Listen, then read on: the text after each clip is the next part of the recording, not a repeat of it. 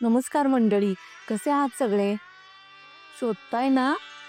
अहो हसताय ना नाही म्हटलं, शोधतानाच म्हटलं.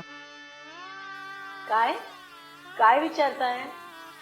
आपल्या लेखीकरता करते किंवा जावई शोधताय की चिरंजीवाकरता देखणी सून?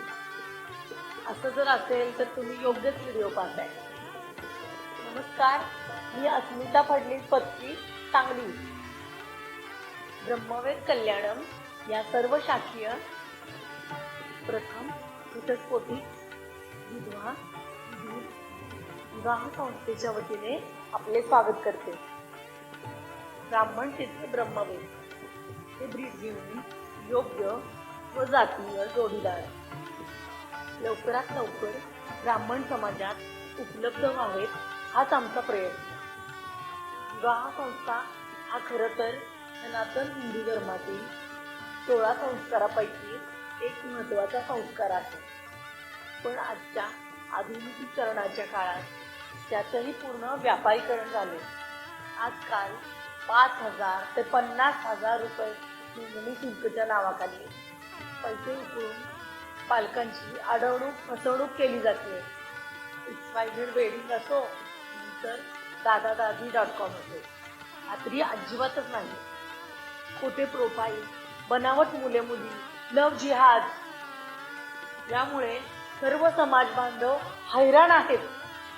विश्वासार्हता, गुणवत्ता, प्रामाणिकपणा हरवलाय का? नक्कीच. प्रश्न जिव्हाळ्याचा आणि गंभीर आहे. इतकंच काय, एक पिढीचाच नाही तर पिढ्यानपिढ्यांचा आहे, वारसाचा आहे.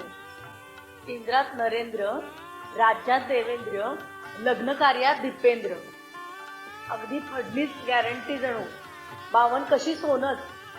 ती दीपक फडणीसकर स्थापित लग्नांचं हक्काचं व्यासपीठ. ब्रह्मवेद.com.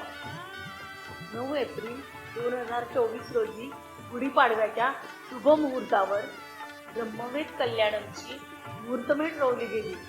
समविचारी होतकरू स्त्रीशक्तीचा आधार आणि स्वामी समर्थांचे आशीर्वाद हेच काय आपलं भांडवल, हे सर आवर्जून सांगतात.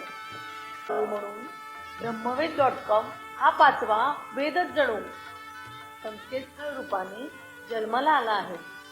ब्राह्मण शब्दातील ब्रह्म व वेडिंग मधील वेद याचा हा संगम आहे.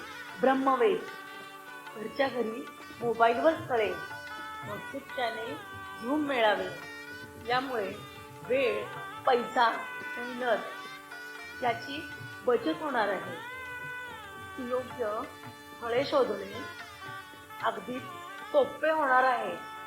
आपणही या ब्रह्मकार्यात सहभागी होऊ शकता.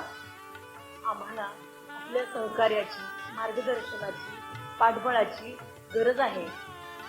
आपण नोंदणी करून, प्रतिनिधित्व स्वीकारून किंवा आपल्या परिचयातील ब्राह्मण कुटुंबापर्यंत हा व्हिडिओ पोहोचवून एक है तो सेफ है हा संदेश देऊ शकता.